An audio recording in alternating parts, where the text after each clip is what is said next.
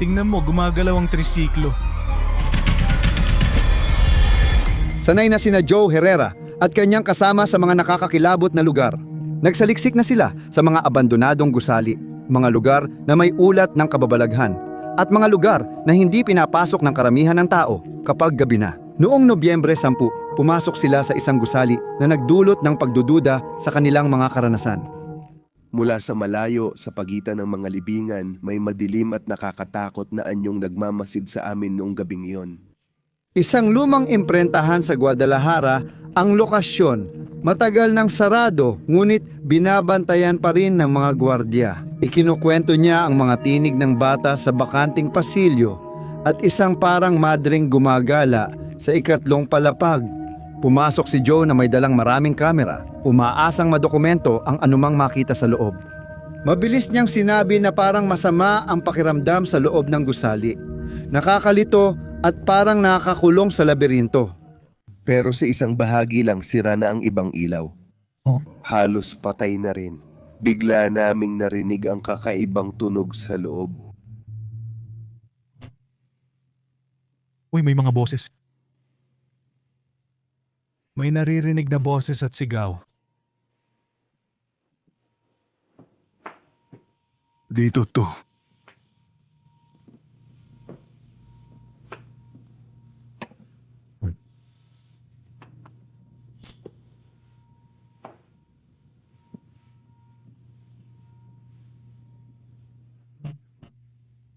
May nagsasalita. Uy, ilalabas ko dito ang spirit box. Kasi matindi dito. Grabe. Gumagalaw yung bagay doon, pre.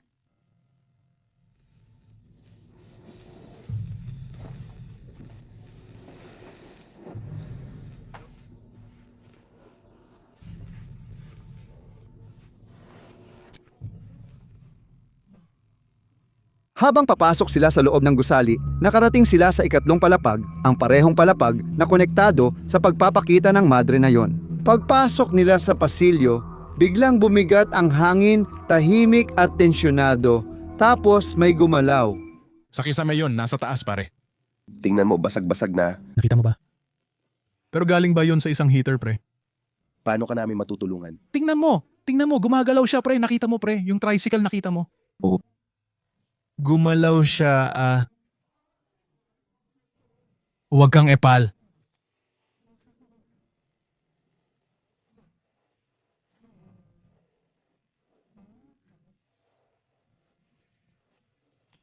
Gumalaw siya tapos parang may tumulak.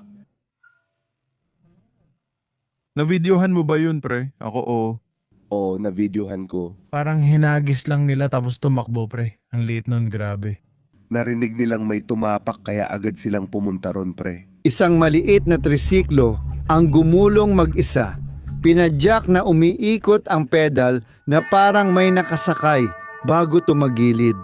May mga bakas ng paa ng sanggol sa sahig, malinaw na nakamarka, at tila may maliit na tao na tumakbo papunta sa kanya. Makalipas ang ilang segundo, may narinig na mga yabag na tumatakbo papasok sa gusali. Paglapit nila, napansin pa nila ang mas marami pang maliliit na bakas ng paa sa maalikabok na sahig, parang sa bata. Nagtanong sila kung may batang naroon, ngunit sa abandonadong gusaling nakasara, wala iyong saysay. Ano to, pare? Parang kinulam. Tingnan mo, dito rin meron. Nakita mo parang kulam yung nandun sa taas, pare. Tingnan mo gamit ang ginsas, di ba? Tingnan mo. Nandito ka malapit sa amin.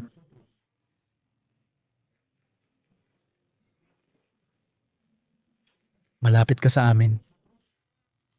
Pre.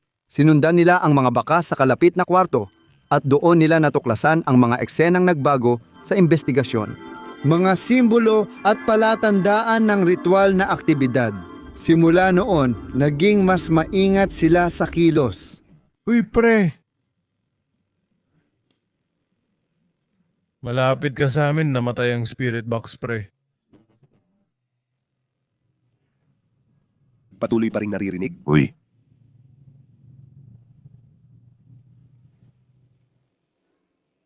Grabe, pumasok siya sa loob.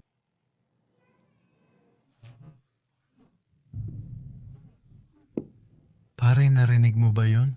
Oo, dito. Nandito ka.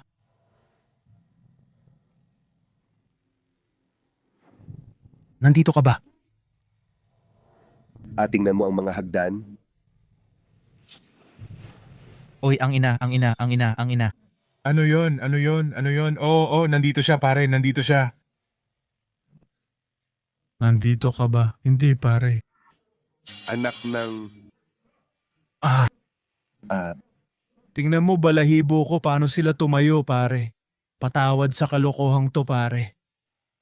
Anong narinig? Hindi ko alam, pare. May narinig akong boses, pare. May bata dito. Pero nandito ako, pare. Dito ko narinig ang sarili ko. Tingnan mo ang mga bakas. Pare, ang daming bakas.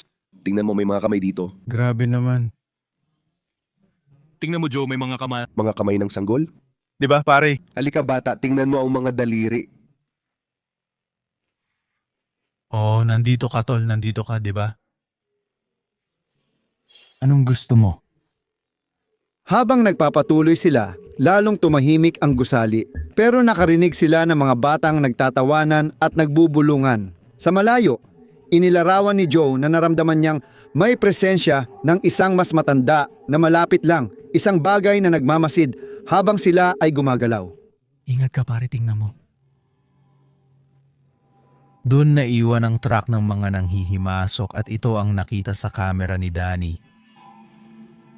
Tingnan mo, alam mo, pintura isang babae. Ay, Nakita mo na. sira ito. Tingnan mo. Basag pa sa itaas. Uy, narinig mo? Narinig mo ba? Oh, Doon yun. ano yon? Hindi ko alam. Parang may boses. Ngayon, itinuro na natin ang pintura. Oo. Tingnan mo, nasa ibabaw siya ng salamin. Tingnan mo. Isang bakas. Meron din dito. Bago pa ang mga bakas na ito.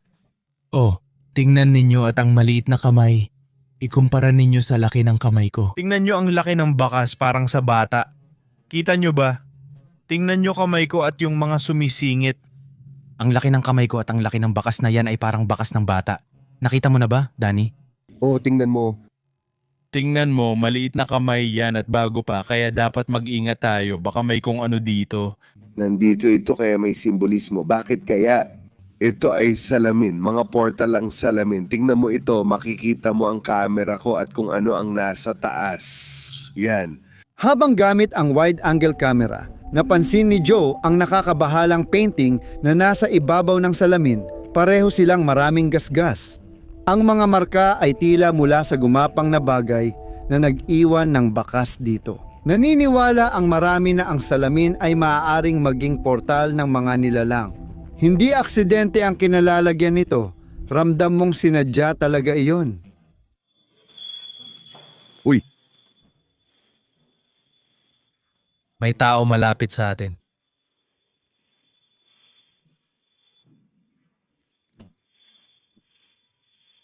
gusto namin kang tulungan at bigyan ng liwanag. Sino ka?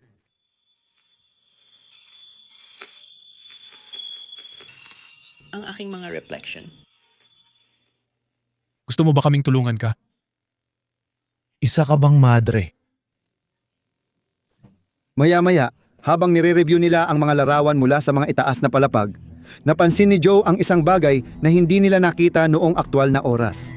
Nang slow motion at i-zoom ang video, lumitaw ang maliit na madilim na figura malapit sa haligi sa likuran, hindi gumagalaw at nanonood lang. Isa ito sa mga pinakamatitinding nangyari nung gabi.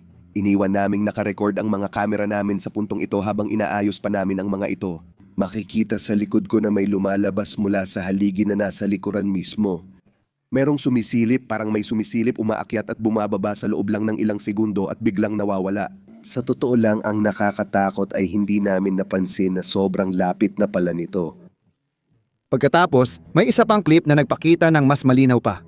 Sa likod mismo nila, may isang anino na may mahabang buhok na sumilip sa paligid ng isang haligi bago ito umatras at nawala sa paningin. Dahil sa kilos nito, inisip ni Joe na baka espiritu ng bata ito. Dahil sa kasaysayan ng gusali, mga ritual at lumalalang pangyayari, maraming nanonood ang hindi kumbinsido. United States. Isa ba itong mapaglarong espiritu o may mas madilim pa? Ginagamit ang anyong iyon para makalapit. Ikaw ang magdesisyon kung may lumalabas o sumusungaw mula sa haliging nasa likod. Sumikat si Kel Anthony dahil sa paninirahan niya sa isang bahay na kinikilala ngayon bilang isa sa pinaka-hindi mahulaan na haunted house online. Isang tahimik na gabi habang abala siya sa kanyang ginagawa. Ang katahimikan ay muling naputol ng kung ano ang madalas ilarawan ng mga tao bilang isang presensyang desperadong naghahanap ng atensyon.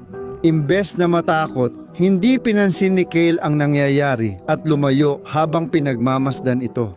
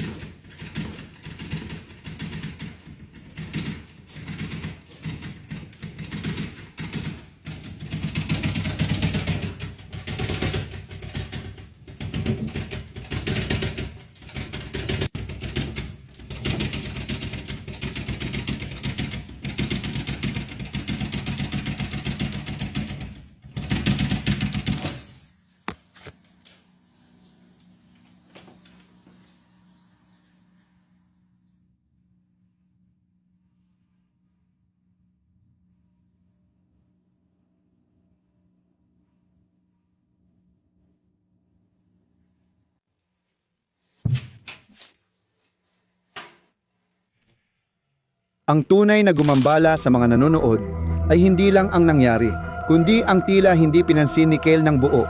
Ang mga pamilyar sa kanyang bahay ay agad na itinuro ang basement. Isang lugar kung saan nag-iimbak siya ng koleksyon ng mga bagay na medyo nakakabahala. Nag-umpisa ng espekulasyon sa mga manonood ang detalyeng iyon. Baka hindi sinasaniban ang bahay, kundi may dinala siyang bagay na sanhi ng mga nangyayari. Sa bawat bagong video ni Cale, mas lumalalim ang misteryo, kaya lalong mahirap tukuyin kung ano ang kasama niya sa bahay o ang epekto ng kanyang koleksyon. Noong huling bahagi ng 2024 nag-upload si Kinoy Pito, isang Indonesian na toll worker, ng maikling video na agad napansin ng paranormal na komunidad. Ang pagtatrabaho ng night shift sa isang liblib na bahagi ng highway ay nangangahulugan ng mahabang oras ng pag-iisa. Napapalibutan ng dilim at katahimikan habang may sandaling pahinga. Napansin ni Kinoy ang isang kakaibang bagay na lumulutang sa ibabaw ng isang bukirin malapit sa kalsada. Noong una, akala niya laro lang ng ilaw, pero habang nakabitin pa rin ang hugis sa ere, nanaig ang dilim kaysa takot at nagsimulang mag-record habang dahan-dahan siyang lumalapit.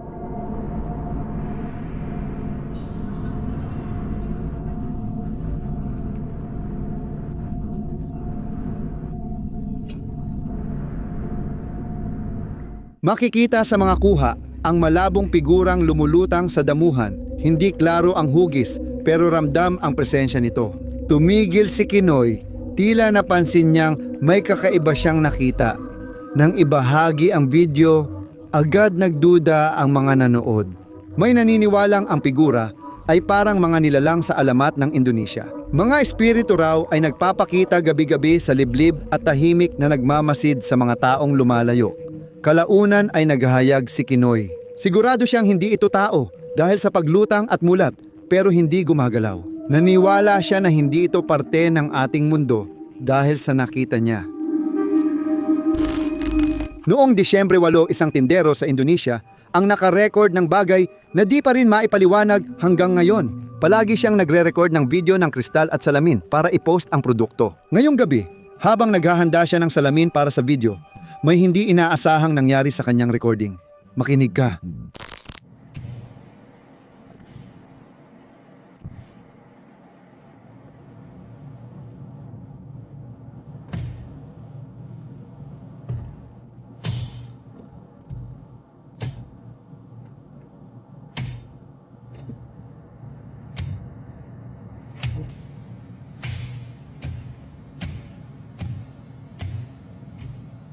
Maririnig ang matutulis at paulit-ulit na tunog mula sa kristal.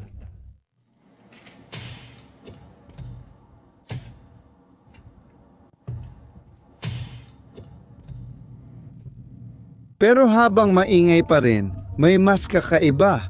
Yung basang bahagi ng salamin kusang luminis. Ang tubig ay hinihila pababa sa malinaw na mga guhit, na para bang may di nakikitang kamay na gumagamit ng panglinis ng salamin sa ibabaw na iyon. Walang kasangkapang makikita o refleksyon ng galaw, pero hindi maikakaila ang nangyayari.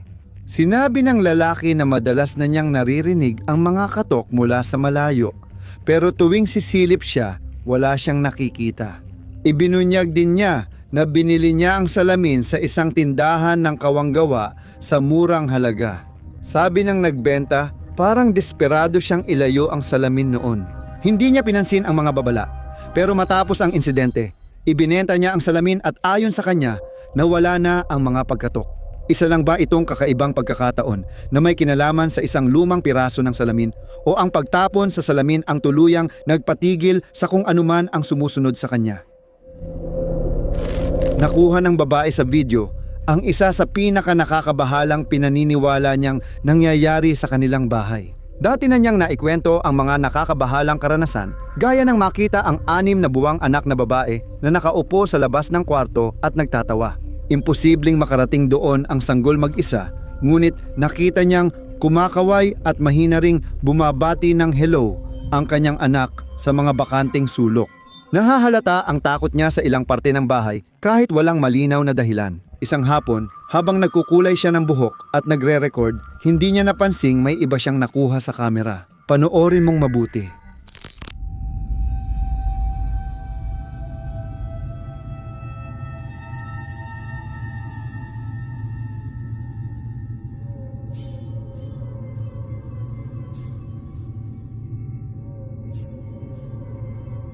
Para sa maraming magulang na nakapanood nito, talagang tumagos sa kanila ang clip. Matapos basahin ang mga komento, inamin ng babae na balak na niyang lumipat sa loob ng wala pang 2 linggo.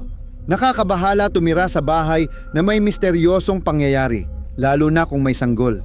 Maraming nanood ang nagsabing hindi dapat iyon ipagsapalaran. May iba namang naniniwala na baka may lohikal pa ring paliwanag at tinanong kung kailangan ba talagang umalis agad-agad. Ano sa tingin mo? Sobra ba ang reaksyon o iyon lang ang ligtas na desisyon? Ikaw, anong gagawin mo? Itinago ng lalaking ito ang isang lumang rotary phone sa bahay niya, pang dekorasyon lang talaga, nakalagay sa kanyang center table para magbigay ng vintage na dating. Pero pagkatapos ng ilang araw, napansin niyang may kakaiba, nagsimulang tumunog ang telepono.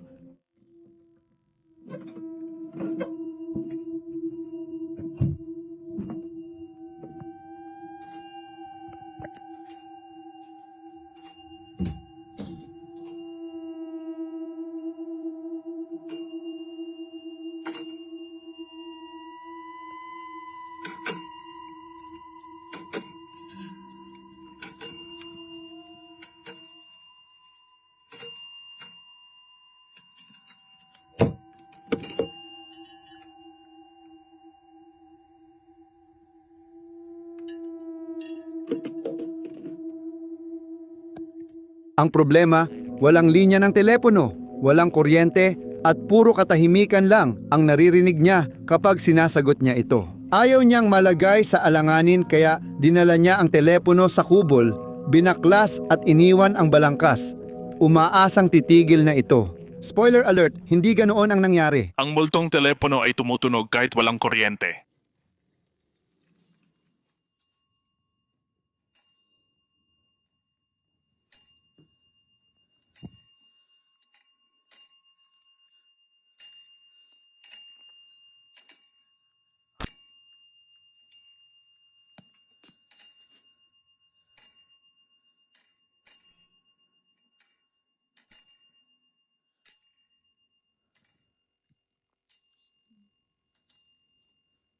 Mas mahirap ipaliwanag dahil kitang-kita mong gumagalaw ang mekanismo ng kampana habang tumutunog. Para mangyari ito, kailangan ng electrical signal at mag-activate nito. Pero kung ganoon, ano ang nagpapasimula? Tumutunog ba ang teleponong ito dahil sa isang dahilan O may rasyonal na paliwanag sa likod ng imposible? Ano sa tingin mo?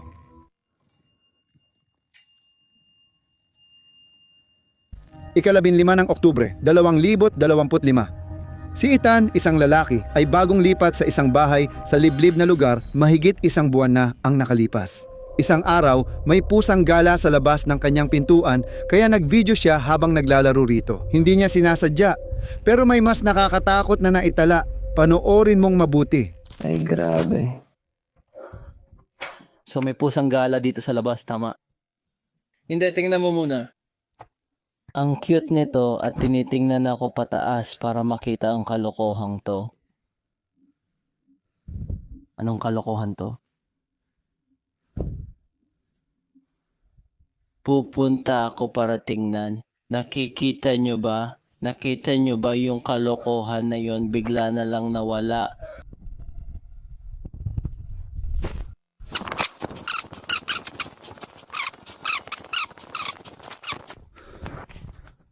Walang tao, anong kalokohan to? Nakakatakot to. Pagbukas ng pinto, naglaro siya sa kuting. Maya-maya, napatingin siya at napansin ang madilim na figura sa dulo ng bukid na pinagmamasdan si Ethan. Nang mapansin niya, biglang nawala ang figura at dali siyang tumakbo roon, ngunit wala siyang nadatnan kahit tao o iba pa. Ilang oras matapos, mahimbing na natutulog si Ethan nang magising siya sa kakaibang tunog. Kinuha niya ang telepono at inirecord ito. Grabe mga tol. Ay hindi, ano bang nangyayari? Kakagising ko lang, putsingina. Parang may mga yapak, mga tunog ng paa. Pakinggan nyo to. Naririnig nyo ba?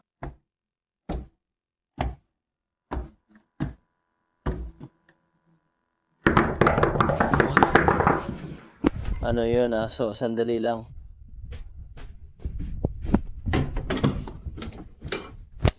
Saglit, titingnan ko muna. Ano ba to?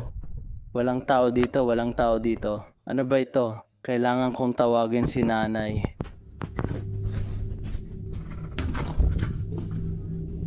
Ay, ano ba to? Maririnig mo yung parang kumakatok sa pinto niya, pero pag binuksan, walang tao. Pagbalik niya sa loob, makikita mo yung madilim na anino na sumisilip sa kanto. Nagulat siya dito at biglang naputol ang recording. Mabilis bumalik si Ethan sa kwarto at nilak ang pinto buong gabi. Naniniwala ang marami na siya ang nagpahintulot pumasok ang nilalang matapos niyang buksan ang pinto nang marinig ang katok. May ilan pa ngang nagsasabi na ang pagbukas niya ng pinto para sa pusang gala ay isang maling desisyon. Maraming nanonood ang nagmungkahing kausapin niya ang nilalang para malaman kung ano ito nang hindi natatakot. Kinabukasan ng gabi, nakarinig siya ng ingay sa silong at naglakas loob siyang bumaba para subukang makipag-ugnayan sa kung anumang naroon. Pagkatapos, ito ang nangyari. Nasa silong ako, kakausapin ko na ang multong ito o kung ano man yon. Nakakatakot talaga kung di mo pa alam ang silong ko. Pero kausapin na natin ito. Meron bang nandito sa loob? Kung narito ka, mapakita ka. Naku, nakita nyo ba yon? Hindi pwede. Putya, football ba yun? Ay putya, ay grabe. Hindi, sandali lang. May tao ba rito? Ay grabe, hindi na. Alis na ako. Lalayas na talaga ako dito. May isang bagay na lumipad papunta sa pader mag-isa, tapos yung kable sa sahig gumalaw at bumalik sa pwesto nito mag-isa rin. Natatakot siyang lumayo kaya sumilip siya sa kanto. At nang walang makita, dali-dali siyang tumakbo palabas. Kinabukasan ng gabi, muli siyang nakipag-ugnayan at ito ang nakuha niya. Sinabihan ako na kausapin ko raw yon, kaya pupunta ako para kausapin yon. Madilim dito, hindi ko makita. May ilang puno, hindi ko alam kung nakikita nyo rin. Sobrang dilim talaga. Nakakatakot talaga. Ay, hindi pwede. Ano yon? Ay, hindi pwede. Pinapanood lang siya ng nilalang mula sa loob ng sarili niyang kwarto. Pero nung bumalik siya sa loob, wala namang tao doon. Sabi ni Ethan, dahil isang buwan pa lang siya sa bagong tirahan, hindi siya agad makakalipat kaya kailangan niyang tiisin muna. May kakaibang bagay na pilit pumapasok sa bahay ni Alexis Lachica nitong mga linggo. Nakakaranas siya ng mga misteryosong pangyayari sa bahay. Kakaibang tunog, gumagalaw na bagay, at pakiramdam na may nanonood. Ang dating banayad na istorbo, lumala at nauwi sa direktang kontak. Isang gabi, mag-isa si Alexis sa bahay nang may malalakas na katok sa pinto. Alam niyang dapat balewalain ito, pero may pumipilit sa kanyang sagutin.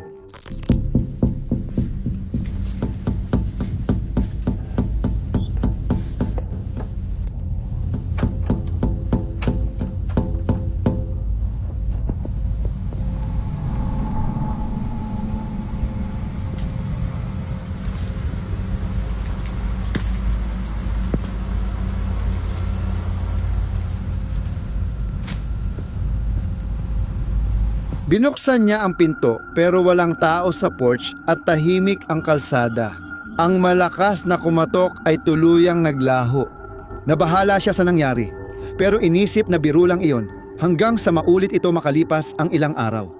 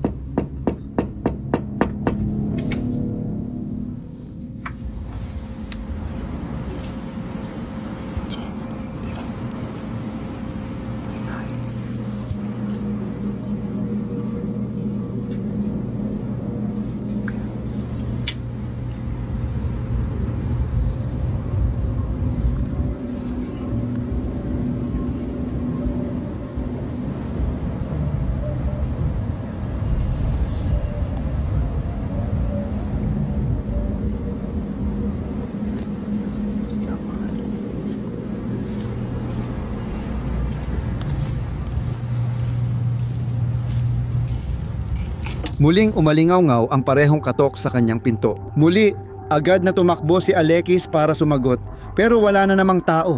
Kung sino man o anuman ang kumatok, naglaho ito na parang bula. Ngayon, malinaw na ang pattern. Anuman ang nasa labas, hindi nito sinusubukang takutin si Alexis. Tinuturuan siya nitong buksan ang pinto, at balang araw, kapag ginawa niya ito nang di nag-iisip, may naghihintay na sa kabila. Nagpost si Steph Ren sa TikTok ng mga larawan na naging sanhi ng pagtatalo ng mga paranormal na investigador kung totoo ito.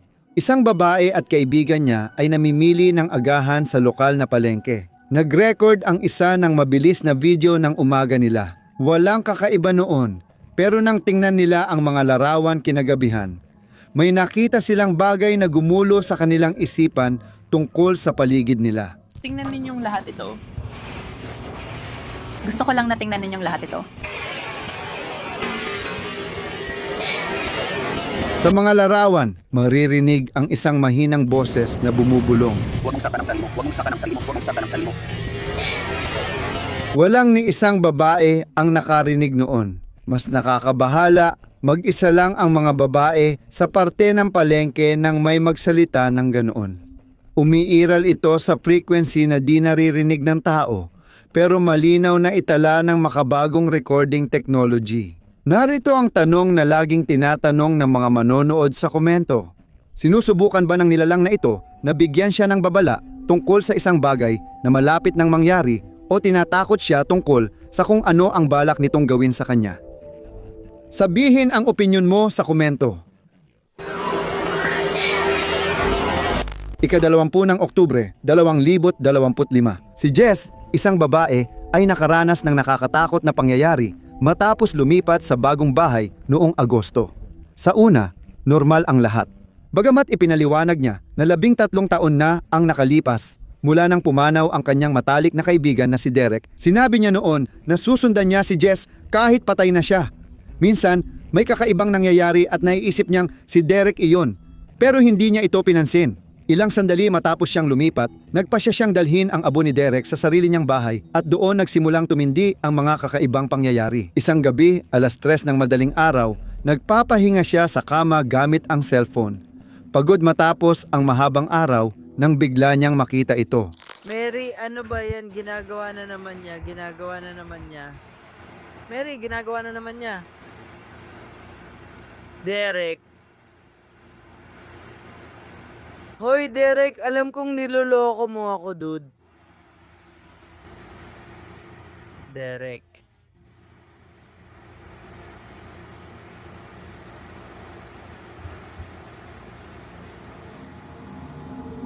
Derek.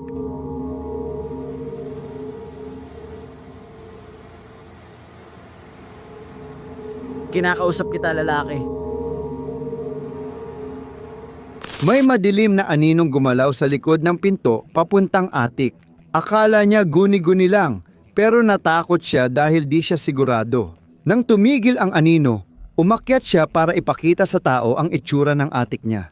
Gusto ninyong umakyat ako sa attic. Sige, ito ang pader na nakita ninyong may kakaiba at ito naman ang hagdan. Katulad ng asawa ko na walang suot na damit, syempre, pero kung titingnan mo dun sa taas, walang mga bintana. Hindi ako aakyat hanggang dun kasi sobrang natatakot ako.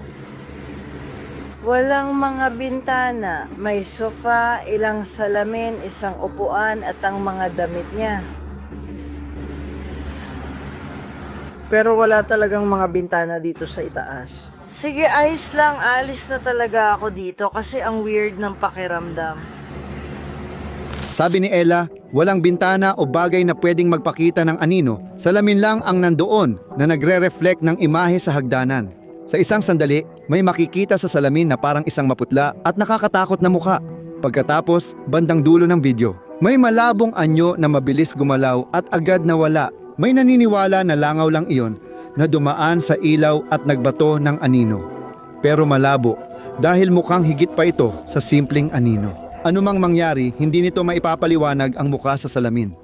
Si Jess ay medyo nabigla ngayon at nagtatanong kung talaga bang ang nawawala niyang kaibigan na si Derek iyon o kung may mas masama pang nilalang na naninirahan sa kanyang attic.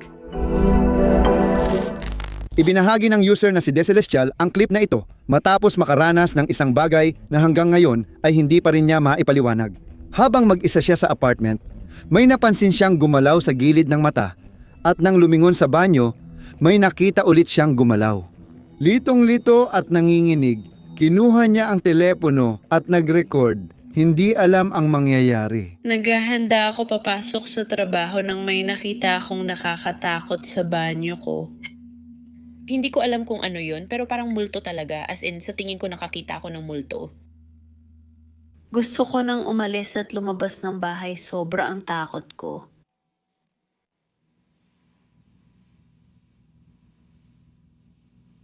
Parang nandun mismo kung saan yung mga anino na yun galing sa tuwalya, nandun mismo.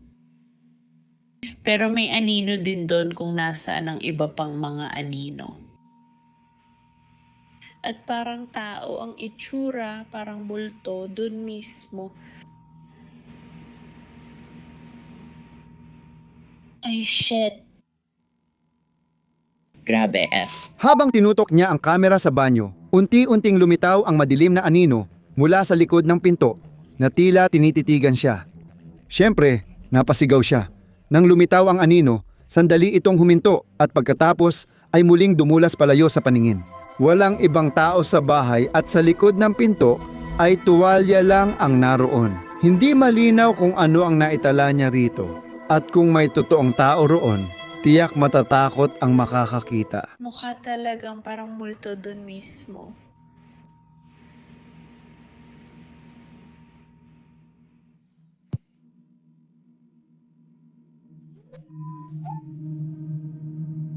Salamat sa panunood ng video. Hanggang dito, tanging matatapang lang ang umaabot. Mag-iwan ka ng like, mag-subscribe at i-activate ang kampanita para sa mas marami pang katatakutan. Sana'y magkaroon ka ng magagandang bangungot.